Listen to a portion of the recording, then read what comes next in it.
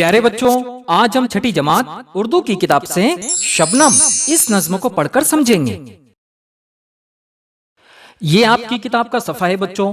सबसे ऊपर नज्म का नाम लिखा हुआ है शबनम, और इस तरफ इस नज्म को लिखने वाले शायर का नाम लिखा हुआ है रविश सिद्दीकी। उसके बाद पहली बात लिखी हुई है, उसके बाद शायर की जान पहचान कराई गई है, और उसके बाद हमारी नज्म शुरू होती है।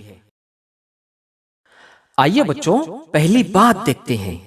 आप जमात पंजुम में अमल तबखीर यानी पानी से भाप बनना और अमल तकसीफ यानी भाप से पानी बनना, इसके मुतालिक पढ़ चुके हैं।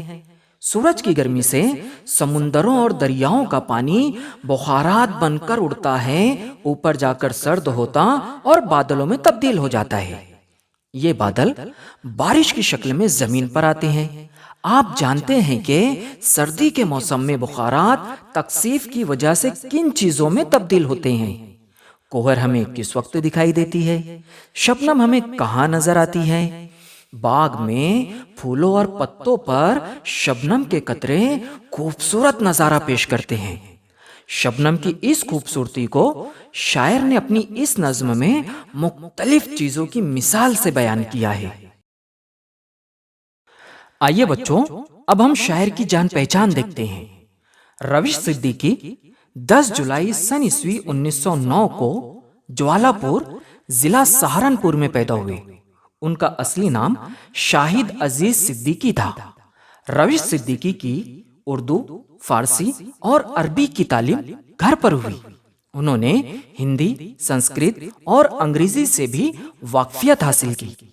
रविश सिद्दीकी 7 साल की उम्र से शायरी करने लगे थे। उन्होंने गजलों के अलावा नज़में भी कही हैं। उनका इंतकाल 23 जनवरी सन ईस्वी 1971 को शाहजहांपुर में हुआ। आइए बच्चों, अब हम नज्म शुरू करते हैं। क्या ये तारे हैं जमीन पर जो उतर आए हैं, या वो मोती हैं कि जो चांद ने बरसाए हैं?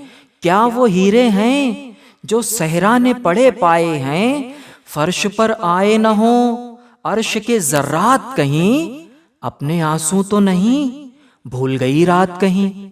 बच्चों, इस बंद में शायर सुबह के वक्त फूलों और पत्तों पर शबनम के कतरों को देखकर कहता है कि क्या ये तारे हैं जो जमीन पर उतर आए हैं, या वो मोती हैं जो रात के वक्त चांद ने बरसाए हैं, या वो हीरे हैं जो सहरा में पड़े पाए जाते हैं। ऐसा तो नहीं कि अर्श के रोशन जर्रात जमीन के फर्श पर उतर आए हैं, या रात जब दुनिया से रुखसत होने लगी तो उसकी आंखों से बहने वाले आंसू तो नहीं है।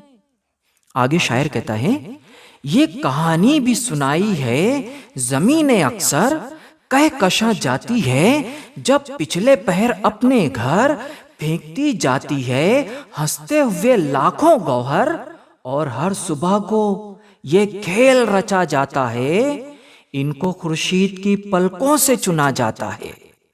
बच्चों, इस बंद में शायर कहता है कि जमीन ने अक्सर ये कहानी भी सुनाई है कि जब पिछले पहर कहकशा अपने घर जाने लगती है तो हंसते हुए लाखों मोतियां फेंकती जाती है, जो सुबह सूरज की गर्मी से उड़ जाते हैं, और हर सुबह ये खेल खेला जाता है, और सूरज की किरणें शबनम के इन कतरों को बड़ी एहतियात से उठा लेती है।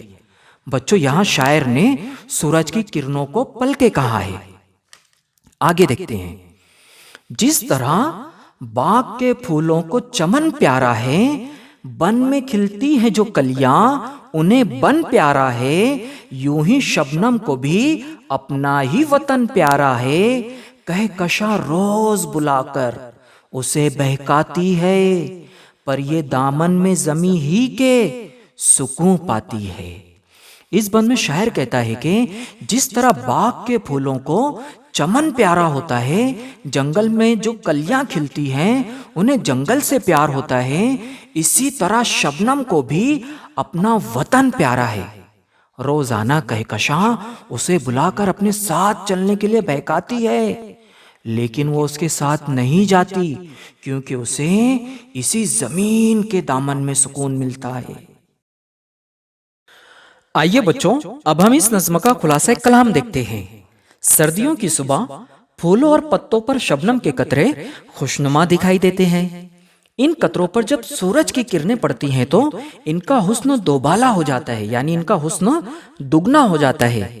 ان قطروں کو شاعر نے تارے، موتی اور ہیرے کہا ہے۔ شبنم پانی کے ان بخارات سے بنتی ہے جو ہوا میں پائے جاتے ہیں۔ سردی سے یہ بخارات قطروں میں تبدیل ہو جاتے ہیں۔ شاعر محسوس کرتا ہے کہ یہ قطرے شبنم کے نہیں بلکہ زمین پر تارے اتر آئے ہیں یا چاند نے موتی برسائے ہیں۔ صحرا میں یعنی ریگستان میں جب ریت پر سورج کی روشنی پڑتی ہے تو ریت کے ذرات ہیروں کی طرح چمکتے ہیں۔ اس لیے شاعر نے شبنم کو صحرا میں بکھرے ہوئے ہیرے کہا ہے۔ شبنم رات میں گرتی ہے، اس لیے شاعر اسے رات کے آنسو کہتا ہے۔ زمین اکثر یہ کہانی سناتی ہے کہ رات کے آخری حصے میں کہکشاں لاکھوں گوہر بکھیرتی جاتی ہے جو صبح سورج کی گرمی سے اڑ جاتے ہیں۔ جس طرح پھولوں کو چمن اور جنگل کی کلیوں کو جنگل پیارا ہوتا ہے، اسی طرح شبنم کو بھی زمین پیاری ہے جو کہ اس کا وطن ہے۔ اس لیے وہ زمین کے دامن میں ہی سکون پاتی ہے۔ یہ تھی بچوں چھٹی جماعت اردو کی کتاب سے ایک نظم شبنم۔ انشاءاللہ ہم جلد ملتے ہیں ایک نئے سبق کے ساتھ۔ تب تک کے لیے خدا حافظ۔